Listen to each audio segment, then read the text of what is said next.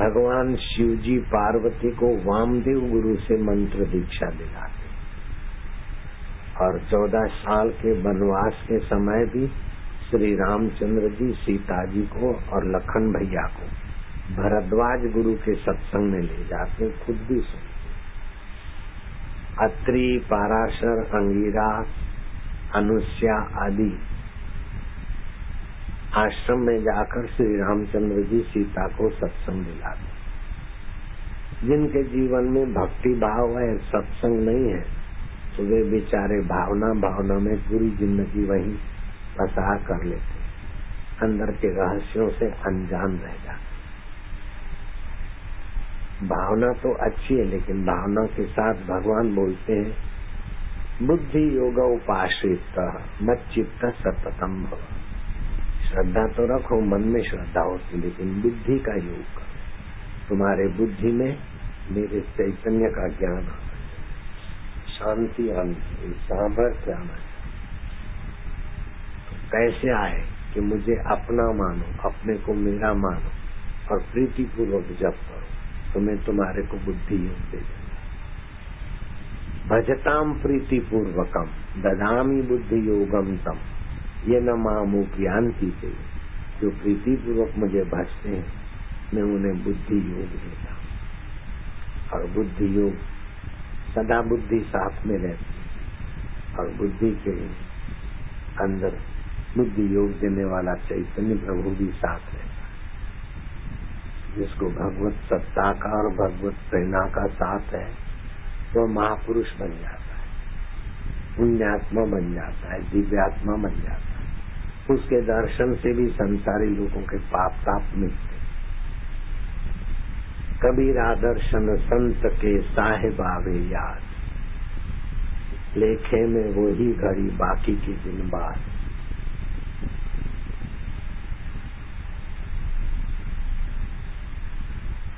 कबीरा निंदक ना मिलो पापी मिलो हजार। जो संत की निंदा करता है, ऐसे निंदक हमें जिंदगी में ना मिले। 1000 पापी मिलेंगे तो उतना पाप नहीं लगता जितना एक निंदक की बातों में आने से पाप लगता। कबीरा निंदक ना मिलो पापी मिलो हजार, एक निंदक के माथे पर लाख पापी को बार।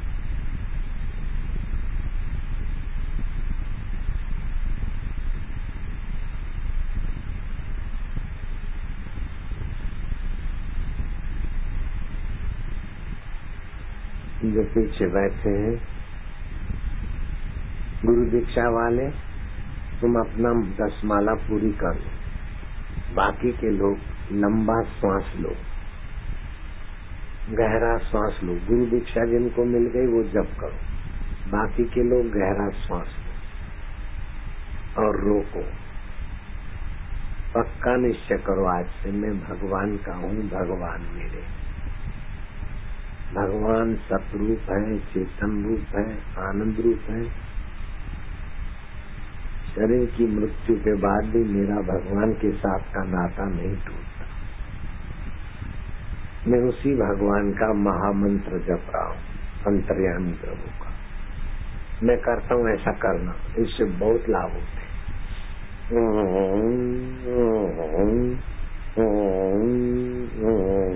कंठ से बोलना है और कंठ पे दबाव पड़े, स्मृति शक्ति और भक्ति शक्ति में वृद्धि हो।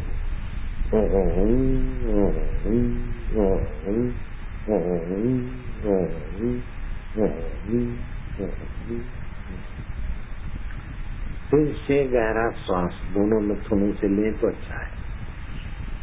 लो लो लो और गहरा लो। मैं भगवान का हूँ, भगवान मेरे हैं। शरीर मिटने पर भी मेरा ईश्वर के साथ संबंध नहीं मिलता। मैं उसी ईश्वर के नाम का महामंत्र जपता हूँ। ओम ओम ओम ओम ओम ओम ओम ओम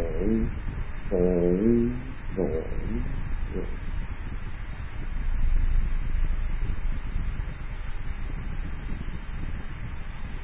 अब श्वास अंदर जा रहा है, उसमें ओम मिला दो। बाहर आ रहा है गिनती का। श्वास अंदर जाए शांति, बाहर आए गिनती। श्वास अंदर जाए राम, ओम, शांति, बाहर आए तो गिनती। ऐसा करते करते रात को तुम सो जाओगे ना, तो रात की नींद आपकी भक्ति में बदल जाएगी, स्वभाव मधुर हो जाएगा, स्वभाव और प्रभाव आपका भी सुंदर होगा।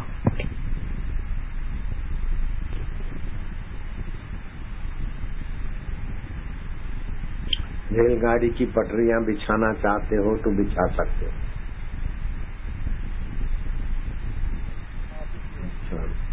अभी बाद में, सत्संग के बाद में बिछेगी।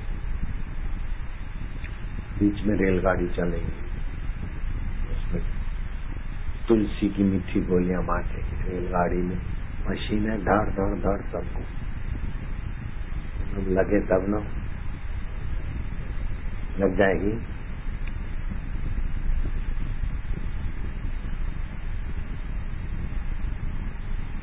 शाम के सत्संग में लग जाएगी।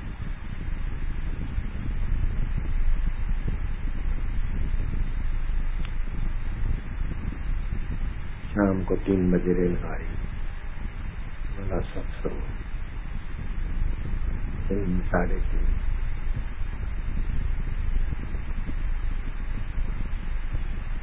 दस माला हो जाए तो हाथ ऊपर करना।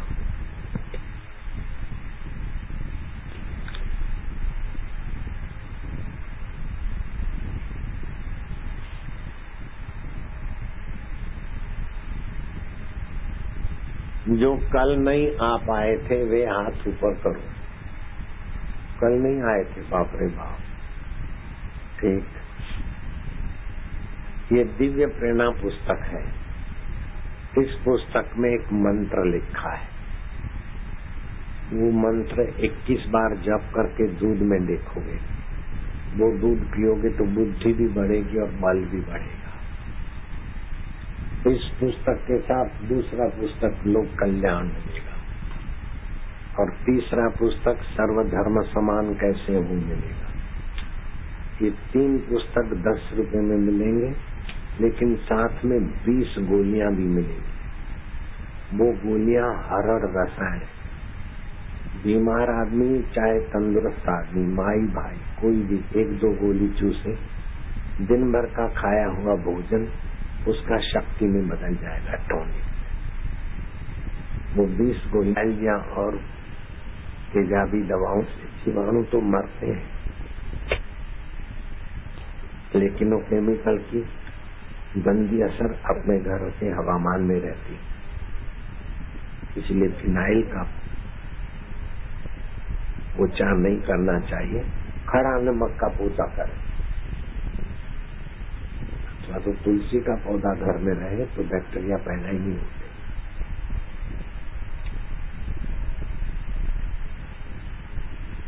सुबह सुबह सूरज की मीठी धूप में 15 मिनट स्नान करना चाहिए। किसी को डायबिटीज हो तो इंसुलिन की इंजेक्शन लगाने से भी डायबिटीज नहीं होती, लेकिन आधा किलो करेले, चाहे बड़े बड़े हों, पक्के पक्के हों, सड़े गले हों, आधा किलो करेले टुकड़े टुकड़े करके तसले में डाल दो, बड़े थाल में डाल दो और अपने पैरों तले कुछ दो 1 घंटे तक। मुंह कड़वा होने लगेगा, डायबिटीज भागने लगेगी। 7 दिन में डायबिटीज भाग जाएगी, लेकिन तुम 10 दिन करना तो दोबारा डायबिटीज नहीं आए। इंजेक्शन मत भुगवाओ, आगे चल के इंजेक्शन से और कई रिएक्शन होते। कईयों को सर्दी लग जाती तो तड़ाक से अंग्रेजी दवा ले लेते, बोले सर्दी मिट गई। बिल्कुल झूठी बात है, सर्दी मिटी नहीं। जो कफ के कारण सर्दी थी वो कफ सूख गया, उसके छोटे छोटे कण एकदम बारीक कतरे खून में घूमते रहे। जब कहीं कमजोरी आई तो वो कतरे एक जगह जमा होंगे, फिर बाईपास सर्जरी करानी पड़ी। हार्ट अटैक की तकलीफ झेलनी पड़ी। हथों के कण सड़ने लगते तो कैंसर बनता है, ट्यूमर बनता है। इसलिए सर्दी मिटाने के लिए अंग्रेजी गोली कभी नहीं खाओ। मैं बताता हूँ, बिना दवाई के सर्दी सदा के लिए भाग जाए। कभी भी आए तो बस भगाने की तरकीब सीखिए। दाएं नाक से बाएं नाक बंद किया, दाएं नाक से श्वास खूब भर लिया और 1.25 मिनट श्वास रोका। मन में रम रम जपे तो अच्छा है।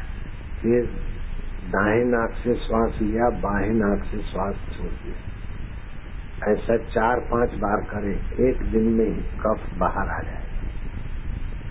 2 दिन करना बस, ज्यादा नहीं। सर्दी फिर तुम्हारे से दूर भागे। और हार्ट अटैक, हाई बीपी, लो बीपी नहीं, हार्ट अटैक, ट्यूमर, कैंसर आदि की बीमारी नजीक नहीं आई। ऐसे जिनको गर्मी लग जाती है, आंखें जलती है, तो बाएं नाक से श्वास ले, 1.25 मिनट रोके और दाएं नाक से छोड़ दे। ऐसा 5 बार करें 1-2 दिन।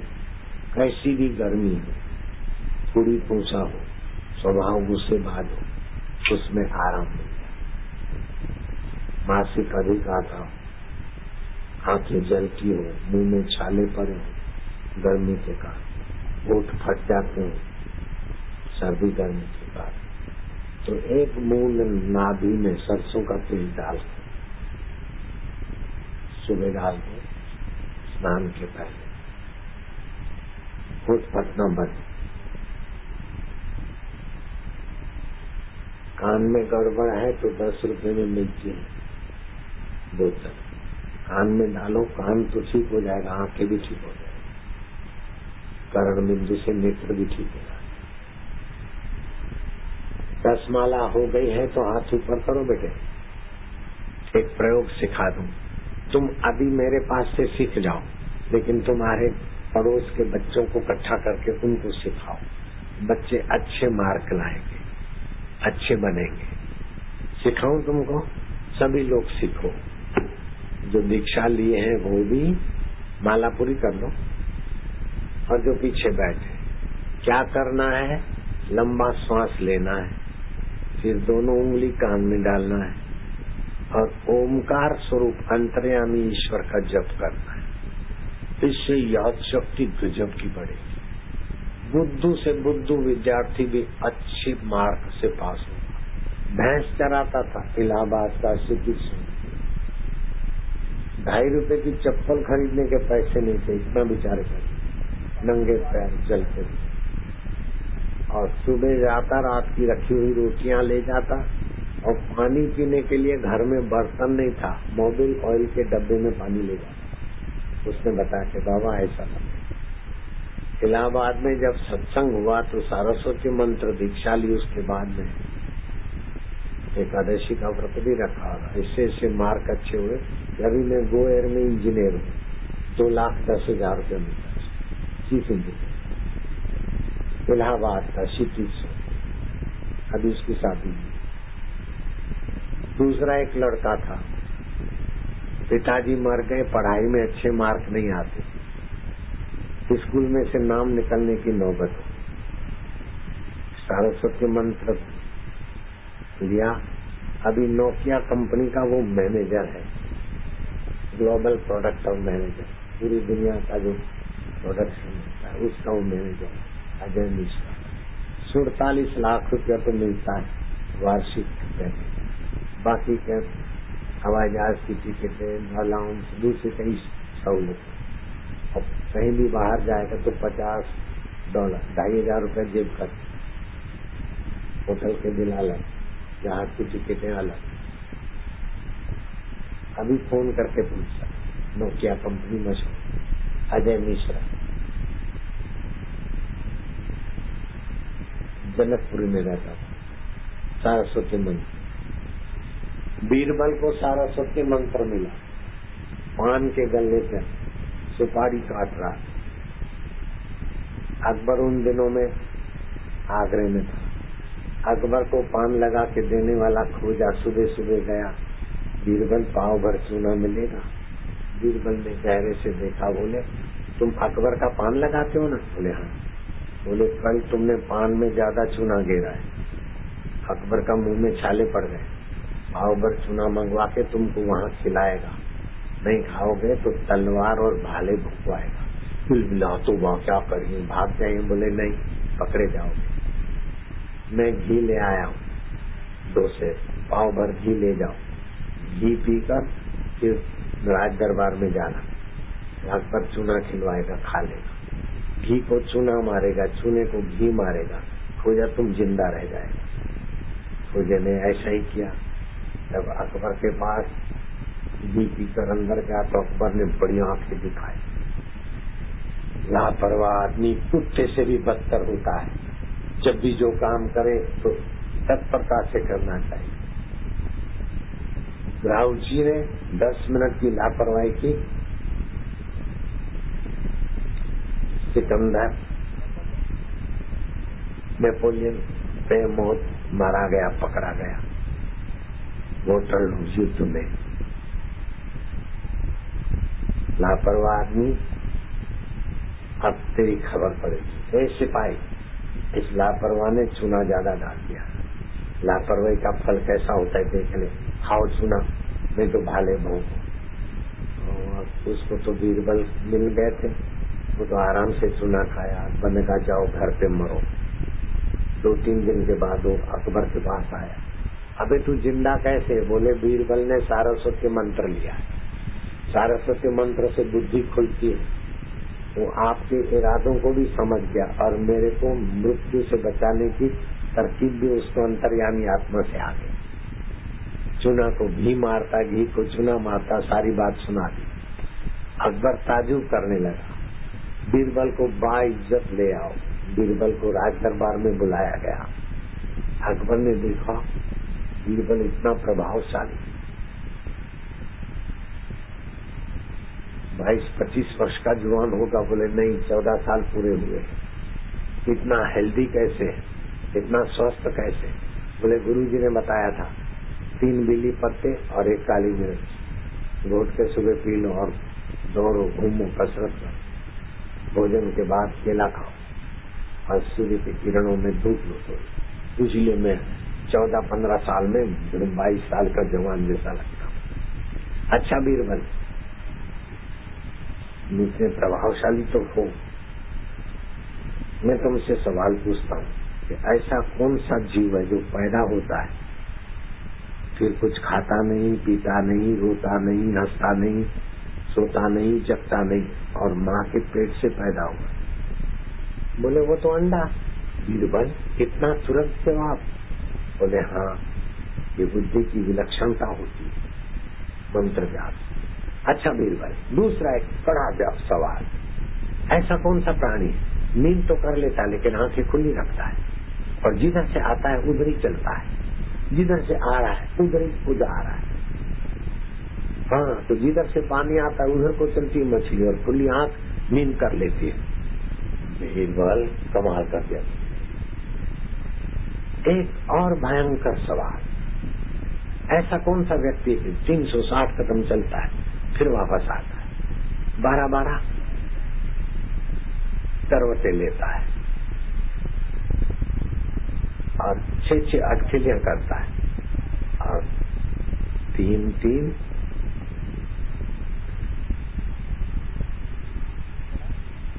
मौसमें बनाता है?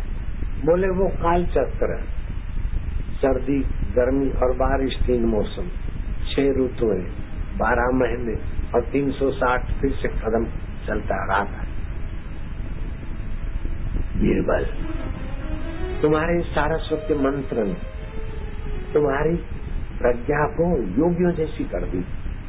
तुमने सारस्वत मंत्र से इतनी ऊंचाई पाई।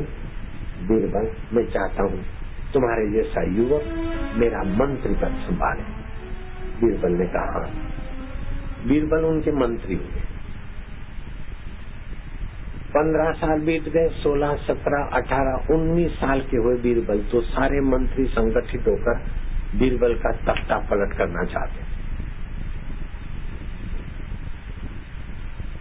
बेगम को बहुत चाहते थे अकबर, उसी बेगम के भाई को बहकाया कि अपनी बहन को बोलो कि बीरबल को हटा दे, तो हम बीरबल की ऊंची पदवी जो मुख्यमंत्री पदवी है वो हम तुझे देंगे।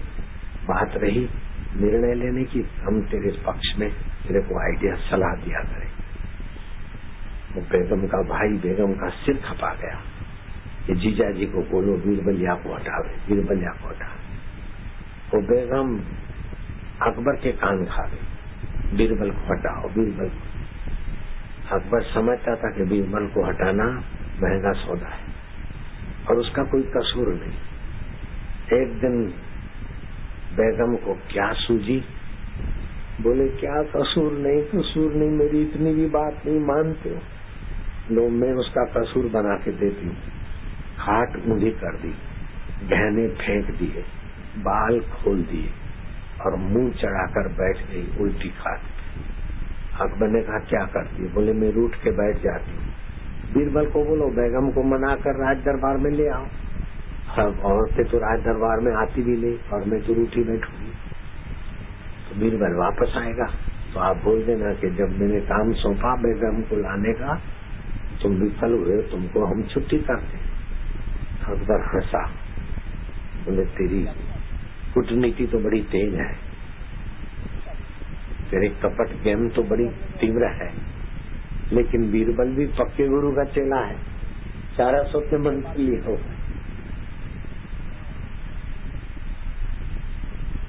राज दरबार में गया अकबर, बीरबल आज बेगम रूठ गई है और बीरबल ये काम तुमको करना होगा जरूर, अगर नहीं करोगे तो तुम्हारी छुट्टी कर दूंगा। बेगम को समझा बुझा के राज दरबार में हाजिर करो। बीरबल ने देखा कि कोई साजिश है, तनिक शांत हुआ अपने अंतरात्मा। सलाम अलैकुम। बीरबल आगे गया, सीधा बेगम के पास नहीं गया, दास और दासियों से मीटिंग ली, क्या बात हुई क्या सब जान लिया। फिर एक क्षण के लिए सारस्वती मंत्र जप करके बीरबल शांत हुआ, अंतरात्मा की प्रेरणा मिली। दास दासियों को समझाया कि मैं बेगम के पास खड़ा रहूं, एक आध मिनट के बाद तुमको इशारा करूंगा, तुम आ जाना और ऐसे ऐसे बोलना। अब बीरबल बेगम के पास गया तो बेगम को तो रूठा रहना था, तो बीरबल को देखकर मुंह चढ़ा के बैठ गए। बीरबल गया, बेगम सलाम अलैकुम, जहाँ पना आपको याद कर तस्वीर फरमाई। बेगम साहबा आप रूठा न करो, मेरी जान निकल जाती है, नौकरी चली जाएगी। 1-2 मिनट सुबह न हुआ, दास दासियों को बुलाया, अरे बीरबल बीरबल जहाँ पनाने कहा है कि तुम बेगम को छोड़ो, रूठी रहने दो, उसकी कोई जरूरत नहीं। अफगानिस्तान की जो शहजादी है जितनी सुंदर है उतनी दिल की भी सुंदर है, उसकी कहीं दूसरी जगह शादी तय हो रही है, मैं उसके बिना नहीं जी पाऊंगा। बीरबल तुम जल्दी आओ, उसके साथ मेरी निकाह कराने का काम तुम ही कर सकते हो। बीरबल ने कहा वो शहजादी तो गजब की, वो आएगी तो महल में सुख शांति, महल में हर रोज दिवाली, हर रोज ईद, चलो चलते हैं। वो बेगम बोलती है बीरबल बीरबल उस रान को मत लाना, मेरे को कौन पूछेगा बीरबल बीरबल, वो शहजादी को इस महल में नहीं लाना। अरे बीरबल बीरबल ओ बीरबल ओ बीरबल बीरबल। बीरबल ने देखा कि बिल्कुल ठीक नहीं समय लग गया है। बीरबल आगे और बेगम नंगे पैर पीछे। ओ बीरबल बीरबल जैसे बकरी बोलते हैं,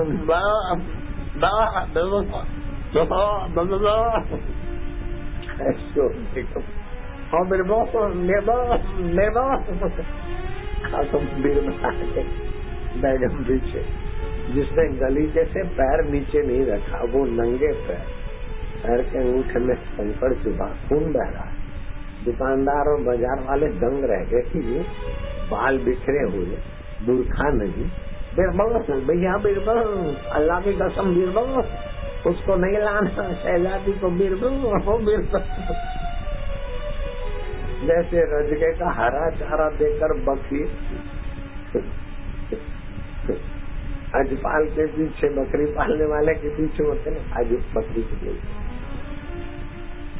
ऐसे ही वो बेगम बचा फकीर थी राज दरबार में, इधर जाकर अकबर के पास खड़े, इतने लोग भी आए। अरे तू कैसे आ गई निगुड़ी? तूने तो बोला मैं रूठी बैठी रहूंगी, नहीं आऊंगी, बीरबल विफल हो जाएगा, बीरबल को निकालने की साजिश मुझे बताए, तू कैसे आ गई? बोले तुम शहजादी के साथ निकाह शादी मत करो, मेरी जिंदगी है ना, मेरे को मेरा गला दबा दो, मेरे को कब्र में सुला दो, फिर दूसरी लाओ। बोले कौन शहजादी? कहाँ? बोले अफगानिस्तान वाली उस रान को मत लाना, मैं कि मेरे को कौन पूछेगा, मैं कैसे जीऊंगी? बुरा हो उस मेरे भाई का जो मुझे फंसा दिया है। पहले मन में आग लगा दी मेरे, अब आंखों से मैं आंसू बरसा रही हूँ। वो आरामी मंत्रियों को कहने में आकर मुझे भड़काता रहा, मुझे उसको शहजादी को नहीं लाना। बीरबल कौन सी शहजादी, क्या बात है? बोले बात कुछ भी हो, लाकर खड़ी कर दी मैं, सरस्वती के मंत्र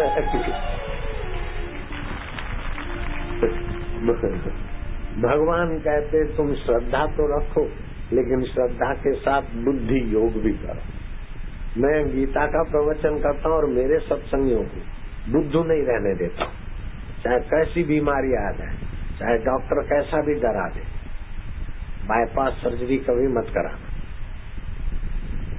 बाईपास सर्जरी बहुत नुकसान करती। आश्रम का एक औषधि 2-2 चम्मच धीरे धीरे चाटते जाओ, ब्लॉकेज खुल जाता है। अगर वो आश्रम की दवाई से ब्लॉकेज नहीं खोलना चाहते तो आश्रम के वैद्य से फोन पर सलाह कर लो, और भी उपाय बताएगा, ऐसे ही ब्लॉकेज खुल जाता है। बाईपास सर्जरी कराना बहुत घाटा होता है। अहमदाबाद का बड़ा मशहूर डॉक्टर ने बाईपास सर्जरी न करनी पड़े इसलिए वो औषध की बोतल मांगी, लिक्विड। तो हमारे आदमी पहचान गए कि साहब तुम तो बाईपास सर्जरी करने में होशियार हो, फिर ये किसके लिए लेते? बोले मेरे बाप को ब्लॉकेज हो गया। तो बाईपास सर्जरी का? अरे बोले उससे तो पेशेंट जिंदगी भर धक्के खाता रहता है और कई बीमारियां होती हैं, हम अपने बाप की बाईपास सर्जरी क्यों करें? बोले दूसरों की तो करते हो। बोले हमको कमाना होता है ना, इसीलिए डरा देते हैं। ये 3 को ब्लॉकेज है, 95% ब्लॉकेज है, 99% ब्लॉकेज है, 3 नाड़ियां ब्लॉकेज है, 10 मिनट में निर्णय करो। ऐसा करके पेशेंट को कन्विंस करना पड़ता है, हमारा बिजनेस है। दूसरे के बाप का तो बाईपास सर्जरी करेगा, दूसरे के बेटों का करेगा, लेकिन अपने बेटे और बाप की ब्लॉकेज सर्जरी नहीं करते, बाईपास नहीं करते, बहुत नुकसान होता है। तो जो सत्संग सुन रहे हैं, बाईपास सर्जरी कभी नहीं कराना। और माताएं, बेटियां, बहनें, जब माँ बनने का अवसर होता है तो डॉक्टर डरा देते हैं, बच्चा कमजोर है, एक आंख नहीं है, एक किडनी खराब है, एक फेफड़ा खराब है, एक कलेजा खराब है, ये सब डरा कर बोलेंगे गर्भपात कराओ। उन हरामियों को कमीशन मिलता है। कुछ तो वे लोग है कि हम 5, मैं 1 और मेरी 4 औरतें, हम 5, हमारे 25। और कुछ लोग ऐसे होते गिफ्ट ऑफ गॉड, बढ़ाओ, संख्या बढ़ाओ तो भगवान यीशु की मेहरबानी होगी, हिंदुस्तान पर अपना राज होगा। और हिंदुओं को ऐसा उल्लू बनाया जाता है कि जाते हैं तो डॉक्टरों को कमीशन मिलती है कि तुम हिंदुओं के बच्चों का गर्भपात करो तो तुमको इतने 1000 मिलते, तो वो गर्भपात की सलाह देते थे। और हिंदू भी इतने भोले, दूसरा अभी नहीं, तीसरा कभी नहीं। अरे मूर्ख, हम 2, हमारे 2, बेटी तो चली जाएगी ससुराल, और बेटा फौज में चला गया तो तेरा कौन? बेटा विदेश में चला गया तो तेरा कौन? बेटा लोफरों में चला गया तो तेरा कौन? बेटे का एक्सीडेंट हो गया तो तेरा कौन? बोले ज्यादा संख्या बढ़ेगी तो क्या खाएंगे? अरे मूर्ख के सरदार, 40 करोड़ की आबादी थी जब नेहरू ने संभाला शायद, तो विदेश से गेहूं मंगाते, अब 115 करोड़ हो गए। तो अभी हमारे चावल विदेशी लोग खाते, हमारी मूंगफलियों के सहारे उनको तेल और तिल का तेल और मूंगफली का तेल रशिया को हमारी कितनी ग्रोसरी जाती, अमेरिका को हम कितना सारा देते खाने पीने, और देशों को हम कितना दे रहे हैं। इतना दिमाग नहीं है कि आवश्यकता आविष्कार की जननी है। 40 करोड़ थे तो प्रदेश के गेहूं मंगा के खाने पड़ते थे, अब 115 करोड़ हो गए तो हम तो खाते हैं गेहूं। 3 रुपए किलो चावल मध्य प्रदेश सरकार का भगवान बनाता है, 3 रुपए किलो गरीबों को चावल। मैं तो आज सुनकर खुश हो गया, किसी से पूछा चावल, बोले राशन के तो 3 रुपए मिलते। तो शिवराज सिंह को तो मैं धन्यवाद भेजता हूँ, ऐसी शिवराज सिंह की जैसी बुद्धि, ऐसे जो भी मंत्री उनको तो मैं खूब स्नेह करता हूँ। अगर चाहिए तो मेरा भी तन मन धन किसी गरीबों की सेवा में लगा दो बाबा। समाचार पहुंचाना जिम्मेदारी तुम्हारी। हम तो खाते और 3 रुपए किलो चावल, और वो भी सड़े गले में 2-3 रुपए किलो गेहूं बढ़िया। जब देश आजाद हुआ तो सड़े गेहूं अमेरिका से लेने पड़ते थे, और जिसमें धनेरे भी पिस जाते थे। और अभी 40 करोड़ थे तो सड़े गेहूं खाने पड़ते थे अमेरिका के, और 115 करोड़ है। और मध्य प्रदेश में छत्तीसगढ़ में 2 रुपए किलो गेहूं, 3 रुपए किलो, 3 रुपए चावल। तो क्या है, आवश्यकता आविष्कार कर दिया, ट्रैक्टर आ गए, काश्तकारी में सूझबूझ आ गई, पुरुषार्थ हो गया। हमारे जूते पहनते वो लोग, यहाँ से जूते भी जाते, कपड़े भी जाते, और यहाँ से संत भी जाते, उन्हें शांति देते। अभी भी बहुत लोग चाहते हैं हम अब ना जाना बंद कर। हमारे जो गीता को मानते हैं, भागवत को मानते हैं, गुरु ग्रंथ को मानते हैं, ऐसों की संतान आएगी तो दुनिया के लोगों को सुख शांति देगी। हिंदुस्तान के बच्चों की तो पूरे विश्व में आवश्यकता है।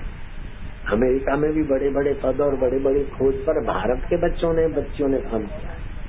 इसलिए दुनिया का भला चाहते हो तो सत्संगी लोग कभी भी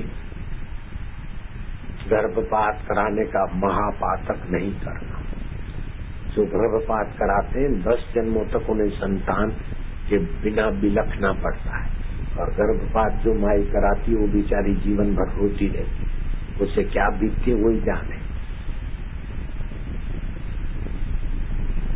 राजा जनक के गुरु याज्ञवल्क्य जी की संहिता में आया कि जो स्त्री गर्भपात कराती उस स्त्री के हाथ का भोजन अगर साधु को खिलाओ तो साधु की तपस्या नाश हो, इतना भारी पाप पड़ता। और जिसने गर्भपात कराया उस माई को मैंने देखा, और उसके संपर्क और दर्शन से कितनी अशांति होती है मैंने अनुभव किया, कितना पुण्य नाश होता है मैंने अनुभव किया। इसलिए गर्भपात महापाप। तो बच्चा ऐसा है, 2 सिर वाला बच्चा है, मेरे पास आते बाबा 2 सिर वाला बच्चा। अरे मैं क्या नहीं तू धीरे कर, सब ठीक होगा। भगवान को पता है 2 सिर कैसे करेंगे।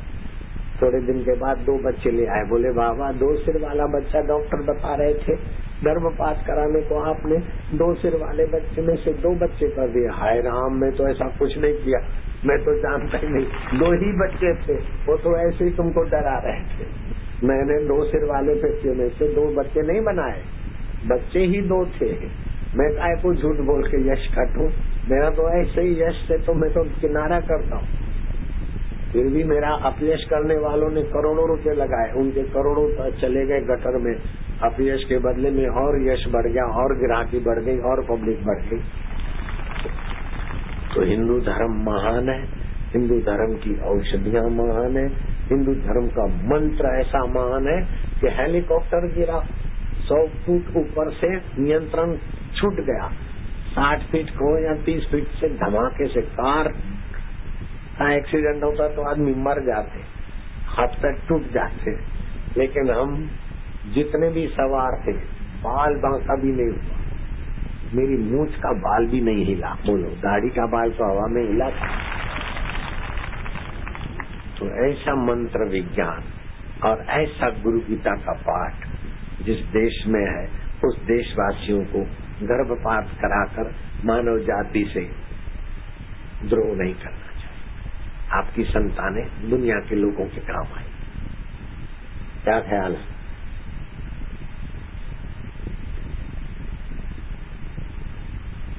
निरोध ऑपरेशन कभी नहीं। नगर अध्यक्ष था, नगर अध्यक्ष की पत्नी और दूसरे सभी लोग सुन लेना। बहुत संतान सुखी इंसान भारतवासियों के लिए। बाकी जो शराबी है, कबाबी है, तो बम ब्लास्टिंग करके निर्दोष लोग, वो तो पहले ही करा ले, शादी के पहले। अब तुम्हारी 10 माला भी हो गई, खादे कान में उंगली डालो। छतरपुर में तो हवा अच्छी, मच्छर भी नहीं, हमारी को क्या कहता है। वाराणसी में तो उमस था, लेकिन छतरपुर में हवामान बढ़िया है। हरिओम हरिओम। अब अपनी अपनी माला पकड़ो।